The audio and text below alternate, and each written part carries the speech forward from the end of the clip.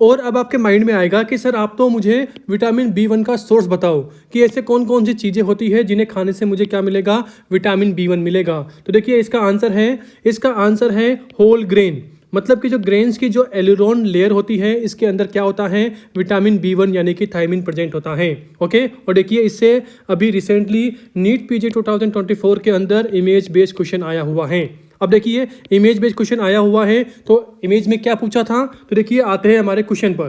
तो देखिए अभी आपको यहाँ पर ये क्या दिखाई दे रहा है, this is the screenshot of TCML app. मतलब कि जो हमारा प्रीवियस ईयर पेपर्स का प्रीवियस ईयर टेस्ट का जो सेक्शन है जहाँ पर हम NEET PG INS CET FMG के पेपर अपलोड करते हैं प्रीवियस ईयर पेपर। तो देखिए ये वाला पेपर किसका है, this is the NEET PG 2024 का पेपर है। ओके, तो ओवरऑल देखिए आपके सामने ये PYQ है, तो बताइए इसका आंसर क्या होगा।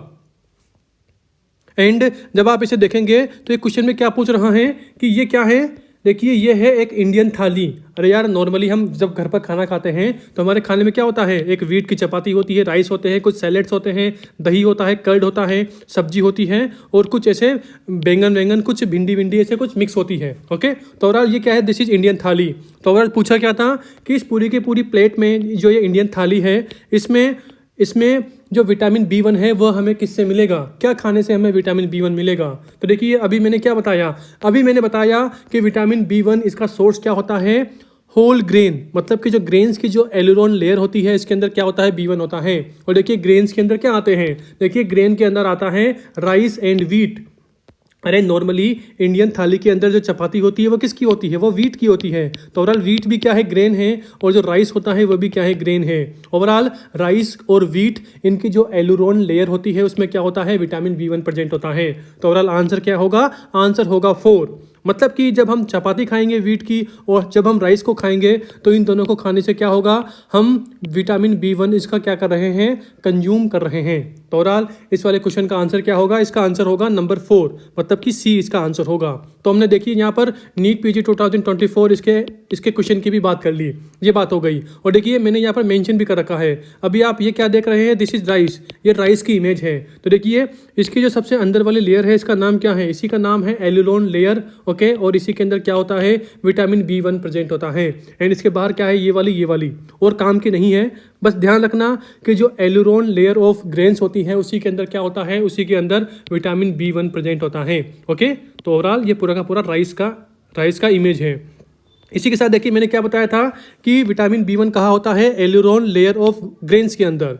तो ओवरऑल देखिए ग्रेन्स में क्या क्या आते हैं, देखिए ग्रेन्स में आता है व्हीट आता है, राइस आता है, कॉर्न आता है, ओट्स आते हैं, बार्ले आते हैं, माइलेट्स, रे या फिर बोल दीजिए ज्वार। ओके, राई या बोल दीजिए ज्वार, ये सब के सब क्या है, ऑल दीज आर ग्रेन्स। इन्हीं सभी को क्या बोलते हैं, ग्रेन्स बोलते हैं। आई होप आप मेरी बात समझ गए होंगे। उसी के साथ देखिए जो ये सारे के सारे ग्रेन है ना, अगर हम इनके क्या कर दे, अगर हम इन ग्रेन्स की पॉलिशिंग कर दे तो देखिए इन सभी ग्रेन की अगर हम पॉलिशिंग कर दे तो पॉलिशिंग से क्या होता है, जो एलुरोन लेयर होती है वो क्या हो जाती है, रिमूव हो जाती है। कब, जब हम इन सभी ग्रेन्स की पॉलिशिंग करते हैं।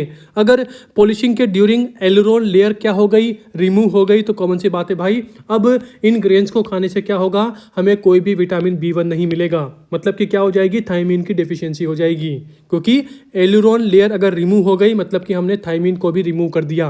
ओके, उसी के साथ देखिए एक और वर्ड ध्यान रखना, क्या है, पार बॉइलिंग। अगर हम इन सभी ग्रेन्स की अगर हम पार बॉइलिंग करते हैं तो देखिए ड्यूरिंग पार बॉइलिंग क्या होता है, जो एलुरोन लेयर ऑफ ग्रेन्स होती है वो क्या होती है, इंटेक्ट होती है। मतलब कि पार बॉइलिंग के बाद अगर हम इन ग्रेन्स को खाते हैं तो नो प्रॉब्लम, आपको कोई भी विटामिन B1 की डेफिशिएंसी नहीं होगी। तो ध्यान रखना, पॉलिशिंग से एलुरोन लेयर रिमूव होती है, पार बॉइलिंग से नहीं होती। ये बात हो गई।